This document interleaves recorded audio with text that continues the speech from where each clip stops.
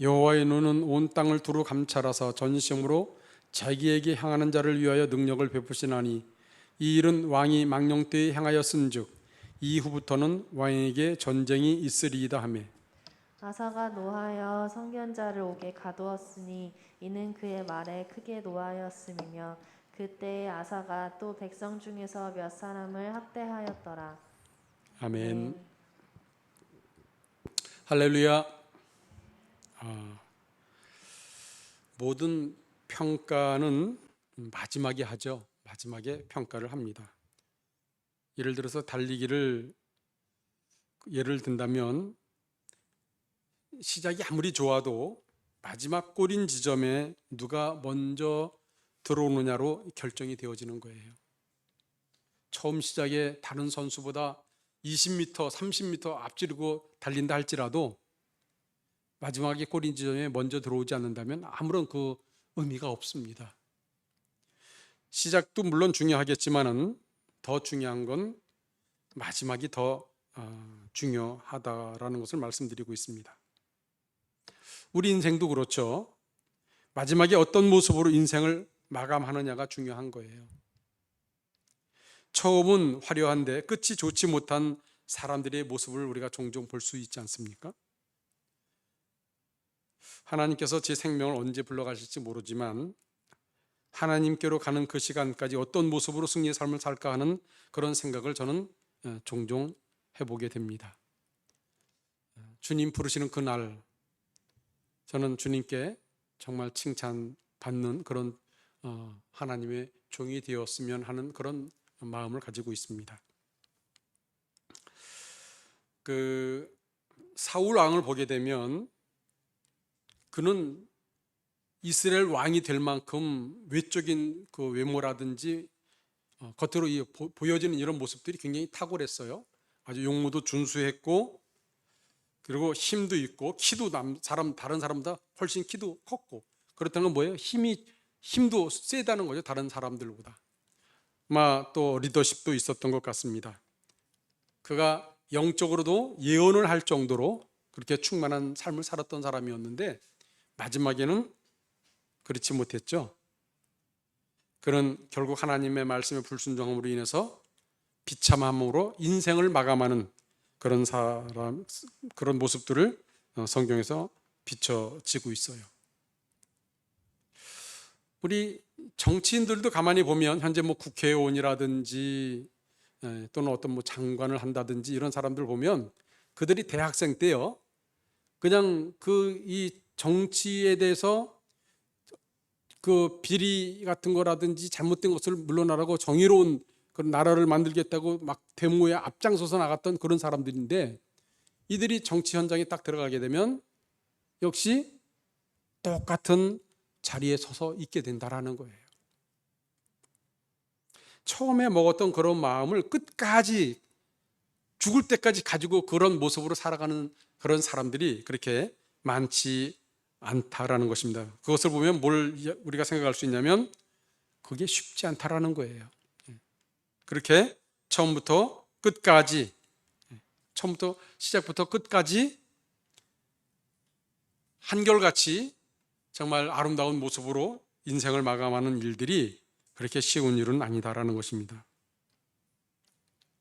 나는 저러지 말아야지 이런 생각하면서 나는 커서 저러지 말아야지 이런 생각을 하면서 살다가 나중에 어른이 되었을 때 결국은 똑같은 사람이 돼요. 어떤 사람들은 아버지가 매일같이 술을 마시고 알코올 중독에 이렇게 걸려있는 사람들을 보면 자녀들이 나는 절대 술 근처는 안 갈 거야. 한데 나중에 어른이 되어서 아버지의 그 뒷모습을 따라가는 사람들이 있다라는 거예요. 오늘 이 본문에 보면 이 아사왕이죠. 아사왕 남쪽 유다에 있는 왕입니다. 우리가 지난 주일에 14장을 봤어요. 14장부터 15장까지 아사가 어떻게 이 종교적으로 개혁을 하면서 나라를 하나님 보시기에 아름답게 만들어 갔는지가 기록되어 있어요. 그러면서 그가 나라를 다스릴 때까지 하나님이 그에게 평안을 주셔서 전쟁도 없었어요. 근데 오늘 본문에 보게 되면 이 아사 왕이 변했다라는 것을 우리가 볼 수가 있습니다. 그 아사 왕이 변해가지고 결국은 이제 하나님과 이렇게 멀어진 그런 모습들을 이 본문에서 우리에게 보여주고 있어요. 결국은 다시 전쟁에 휩싸이게 되는 거죠. 근데 이제 오늘 본문에 보면 아사 왕이 변하게 됐는데 그 1절에서 그렇게 말하고 있어요. 아사 왕 제 36년에 이스라엘 왕 바아사가 유다를 치러 올라와서 라마를 건축하여 사람을 유다 왕 아사에게 왕래하지 못하게 하려 한지라 그래요. 이스라엘 나라가요. 우리나라도 지금 이 한반도가 남과 북으로 나뉘어 있습니다. 같은 민족이잖아요. 우리 북한이나 우리 남한이나 같은 민족인데 정치적으로 지금 어떻게 됐냐면 반이 나뉘어져 있어요. 사상이 다르죠. 공산주의와 민주주의로 갈라져 있습니다. 그리고 38선이 그어져 있고 서로 왕래가 불가능하고 지금 언제 일어날지 모르는 그런 전쟁의 위기에 처해 있는 나라가 우리나라예요. 근데 이스라엘도 똑같습니다. 남쪽 유다와 북쪽 이스라엘로 나뉘게 되었어요. 지금 남쪽 유다의 왕은 아사라는 사람이 남쪽 유다의 왕의 자리에 있고 북쪽 이스라엘은 바아사라는 사람이 그 나라를 다스리고 있는 실정입니다. 근데 예루살렘은 어디에 속해 있냐면 남쪽 유다의 예루살렘에 속해 있어요. 이스라엘 백성들은 항상 어렸을 때부터 조상 대대로 하나님 예루살렘에 와서 예배를 드리고 그러잖아요. 근데 이 14장 15장에서 이 아사 왕이 종교 개혁을 일으키고 하면서 하나님이 아사와 함께 하시니까 나라가 평안해졌습니다. 살기 좋은 나라가 되었어요. 근데 북쪽은 어땠습니까? 북쪽은 이 여로보암을 본받아서 계속해서 북쪽은 뭐냐면 하나님을 섬기는 것이 아니라 우상을 섬기는 나라가 되었어요. 대표적으로. 그러니까 이 북쪽에 있는 이스라엘 백성들이 남쪽에는 보니까 나라가 평안하고 하나님이 우리가 믿는 여호와 하나님이 보니까 바아사와 함께 하시는 것이 아니라 아사왕과 함께 하시더라. 그래서 탈북을 하는 사람들이 점점 늘어나는 거예요. 남쪽으로 백성들이 자꾸 넘어가는 거예요. 그게 이제 15장 그 9절에 보면 그렇게 기록하고 있어요. 15장 9절에 보면 또 유다와 베냐민의 무리를 모으고 에브라임과 므낫세와 시므온 가운데서 나와서 저희 중에 머물러 사는 자들을 모았으니 이는 이스라엘 사람들이, 여기 이스라엘 사람들이 북쪽을 말하죠. 이스라엘 사람들이 아사의 하나님 여호와께서 그와 함께 하심을 보고 아사에게로 돌아오는 자가 많았음이더라 그래요. 하나님이 아사 왕과 함께 하심을 보고 아사에게로 돌아오는 사람이 많다. 남쪽 유다로 넘어오는 사람들이 많았다라는 거예요. 우리나라하고 비슷하지 않습니까? 여러분, 북한에는 굉장히 경제적으로 어려움을 겪었습니다. 98년 이후로부터 굉장히 경제적으로 어려움을 겪으면서 먹을 것이 없는데 이제 중국이나 이렇게 넘어가면서 우리 남한의 소식을 듣게 되는, 남한은 경제적으로 잘 산다더라 이러면서 이제 남한으로 넘어오는 사람들이 상당히 많아졌어요. 그러니까 북한에서 어떻습니까? 사람들이 이 북한을 떠나지 못하도록, 남한으로 가지 못하도록 또는 중국으로 가지 못하도록 철조망을 더 강화시키고 경비병을 더 강화시키지 않습니까? 똑같은 거예요. 오늘 본문에 보니까 바아사가 이제 1절에서 그렇게 기록하고 있죠. 이스라엘 왕 바아사가 유다를 치러 올라와서 라마를 건축하여 사람을 유다 왕 아사에게 왕래하지 못하게 하려 한지라 그래요. 더 이상 남쪽으로 사람들이 가지 못하도록. 그래서 그 길목에 라마라는 그 도시에 이제 예루살렘으로 가는 아주 요지인데 거기에 성벽을 건축하면서 경비병을 하고 배치하면서 남쪽으로 사람들을 왕래하지 못하도록 그렇게 막고 있다라는 거예요. 왜냐하면 지금 그러면서 어떻게 전쟁을 지금 준비하고 있는 거죠. 본문에서 그렇게 기록하고 있어요. 유다를 치러 올라와서 그래요. 유다를 치러 올라와서 가만히 있으니까 그냥 안 되겠는 거예요. 그래서 이제 공격을 할 명목으로 이제 거기 그 바하사가 와서 이제 성을 쌓으면서 좀 전쟁 준비를 하고 있습니다. 이것을 본 아사 왕이 어떤 태도를 가졌습니까?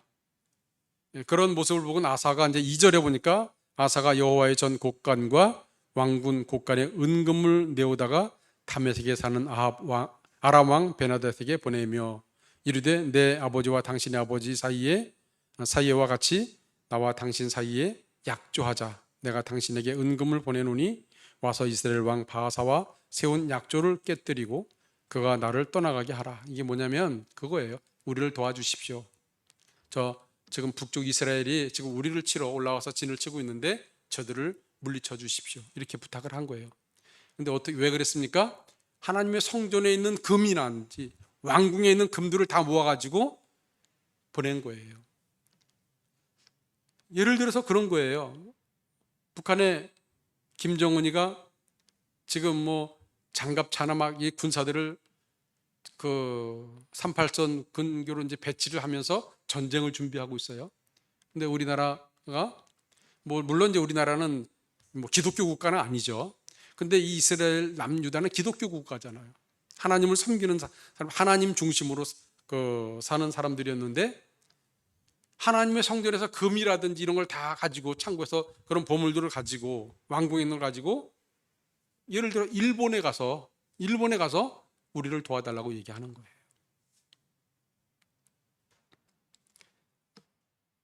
이게 이제 아사 왕의 태도입니다. 아사 왕이 이 일로 인해서 목적을 이루긴 하지만 그래서 결국 그 베나닷이 와서 그 북쪽 이스라엘을 물리쳐 주죠. 무찔러 주는 거예요. 쫓아내 주는 거예요. 하지만 하나님의 방법이 아닌 자기 방법대로 목적을 이루게 되었어요. 하나님이 원하시는 것은 뭐냐 하면 이 아사 왕이 하나님을 의지하길 원했는데 처음에는 하나님을 의지했던 사람이었는데 이제 마지막에 하나님을 의지하지 않고 아람 왕 베나닷을 의지했다라는 거예요. 이것 때문에 이제 결국 그 선지자에 의해서 책망을 받습니다. 자, 7절을 보니까 그때 선견자 하나니가 유다 왕 아사에게 나와서 그에게 이르되 왕이 아람 왕을 의지하고 왕이 하나님 여호와를 의지하지 아니하였으므로 아람 왕의 군대가 왕의 손에서 벗어났나이다. 자, 이 무슨 말입니까? 그동안 하나님께서 이스라엘과 그 남쪽 유다와 아사 왕과 함께 하심으로 인해서 그 큰 아람 군대가 유다를 공격할 수가 없었던 거예요. 이길 수가 없었던 거예요. 하나님이 그 군대를 아사 왕에게 붙여줬었거든요. 근데 결국은 그들이 그 아사 왕에게서 벗어났다라는 거예요. 그동안 그들이 힘이 있어도 유다를 공격하지 못했고 그랬는데 이제는 그 손에서 벗어났다 이런 얘기거든요.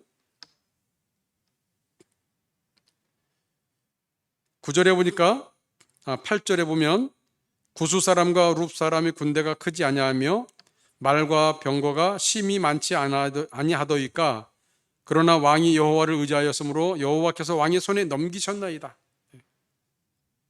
아람 군대가 굉장히 크고 군사들이 많지만 하나님께서 그 군대를 왕의 손에 붙여서 왕의 손에 밑에 있게 하지 않았냐라는 거예요.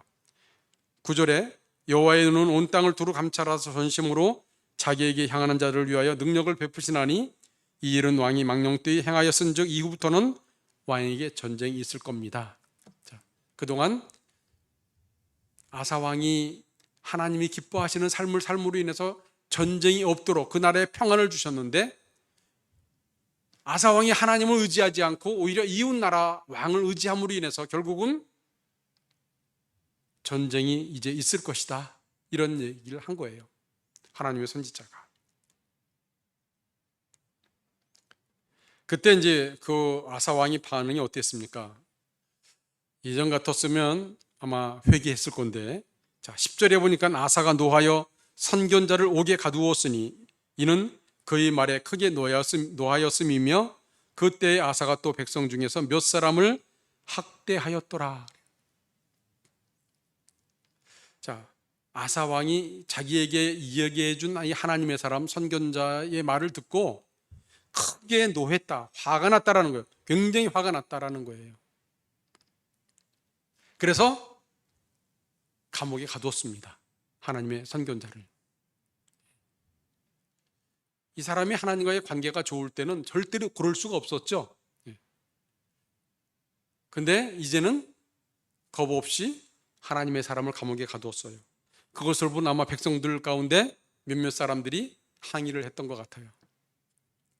왕의 행동은 옳지 않습니다. 하나님의 사람을 감옥에 가둔다는 건 옳은 일이 아닙니다. 그래서 그 백성들 가운데 몇 사람을 본보기로 학대를 한 거예요.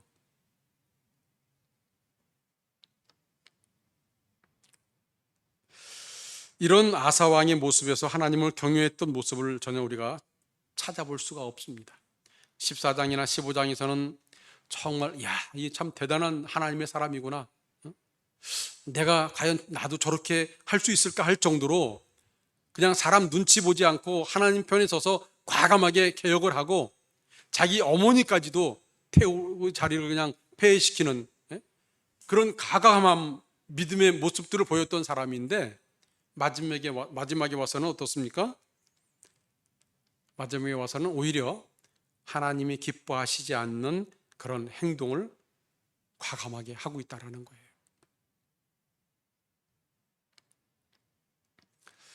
여러분, 우리가 이제 다윗과 좀 비교해 볼 수가 있습니다. 다윗 왕이 아들 압살롬이 아버지를 반역해서 왕이 되려고 할 때, 그래서 군사를 모집고 왕궁을 쳐들어올 때 다윗 왕이 아들과 전쟁을 벌일 수가 없으니까 본인이 왕궁을 빠져나와요. 신하들과 함께. 근데 빠져나와서 도피 중에 시므이라는 사람이, 시므이는 어떤 사람입니까? 하나님의 사람이 아니에요. 이 사람은 그냥 베냐민 지파의 그 사울 왕가의 먼 친척 정도 되는 사람이었던 것 같아요. 그 베냐민 지파 사람이지만 그 시므이가 그냥 다윗을 저주하면서 그냥 흙을 뿌리고 막 이렇게 저주할 때 다윗의 신하들이 뭐라 그래요? 죽은 개가 어찌 우리 왕을 저주합니까? 내가 가서 목을 베어오겠습니다. 그랬더니 다윗이 어떻게 받아들입니까? 아니다. 하나님이 저로 하여금 다윗을 저주하라고 했기 때문에 그런 건 그냥 내버려 둬라. 이 다윗은 늘 하나님과 친밀한 관계 속에 있었기 때문에 비록 자기를 저주하는 그냥 형편없는 평민이었지만 그땐 이 왕의 이 권위가 막강하지 않았습니까? 말 한마디면 그냥 목이 날아갈, 평민들 그냥 목이 날아가도 누가 말할 수 없는 그런 권위를 가지고 있었는데 다윗 왕이 뭐라 그래요? 하나님의 주권을 믿는 거예요. 하나님이 허락하지 않는다면 저는 그렇게 하지 못할 것이다 라는 거죠. 받아들인 거예요. 물론 나중에 이제 시므이는 그 값을 치르게 되죠. 다윗은 어떻든 하나님의 주권을 인정하고 그 사람이 하나님의 사람이 아닌데도 불구하고 그에게 즉각적으로 어떤 반응을 하지 않는다라는 거예요. 근데 오늘 본문에 비춰진 이 아사 왕은 그냥 일반 보통 평범한 사람이 아니라 하나님의 선지자예요. 하나님의 선지자가 와서 그 잘못된 것을 이야기해 줬는데 거기에 대한 그 분노를 품고 하나님의 사람을 감옥에 가뒀다라는 것입니다.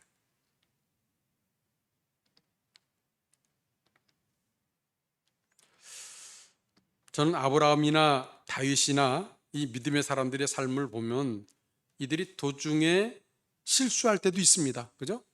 아브라함도 그렇고 뭐 조금 실수할 때도 있었지만 중요한 게 뭐냐면 마지막에는 아름답게 마무리했던 사람들이에요. 마지막에는. 우리도 살아가면서 중간에 실수할 수는 있어요. 하지만 중요한 게 뭐냐면 마지막에 어떻게 우리가 아름답게 인생을 마감하느냐가 참 중요한 것 같습니다.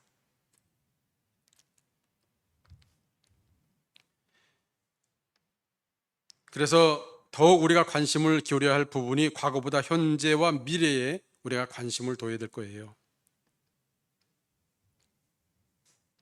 그래서 그러려면 우리가 무엇보다도 하나님과 이 관계를 더 생각해야 될 것이고, 하나님의 인도함을 받아야만 우리가 마지막에도 아름답게 인생을 마감할 수 있거든요. 지금 아사왕이 잘못 생각하고 잘못된 길을 선택하여 그 구렁텅이로 빠졌던 그 이유가 뭐냐는 거예요. 그렇게 열심으로 하나님 편에 서서 살았던 그 사람이 어떻게 이렇게 비참하게 그냥 넘어져서 비참한 인생을 마감할 수 있겠느냐라는 것입니다. 저는 다른 데 이유가 있다고 보지 않아요. 하나님과 관계가 멀어졌다 이렇게 봅니다. 모든 사람들이, 오늘날 그리스도인들 다 마찬가지예요. 하나님과 관계가 멀어지게 되면 결국은 아름다운 인생을 마감할 수가 없습니다. 하나님과 관계가 좋은 사람은 항상 하나님을 의식하고 살아갑니다. 항상 하나님을 의식해요. 말 한마디 한마디에도 하나님을 의식하고 행동 하나하나에도 하나님을 의식하면서 살아갑니다. 그렇기 때문에 크게 실수하거나 그러지 않아요. 아까 말씀드렸던 다윗도 실수할 때 있었고 아브라함도 실수할 때 있었는데, 그래도 그들은 다시 하나님을 붙들고 하나님과 친밀한 관계 속에서 그들은 다시 살았기 때문에 결국 아름다운 인생을 마감할 수 있었던 것입니다. 장사가 없어요. 마찬가지. 목사든 장로님이든 뭐 성도들이든 누구든지 하나님과 관계가 좋지 않으면 반드시 그 악한 마귀가 틈을 타고 들어오게 되고, 그래서 우리 힘과 우리 능력으로 절대로 아름답게 인생을 마감할 수가 없는 것입니다.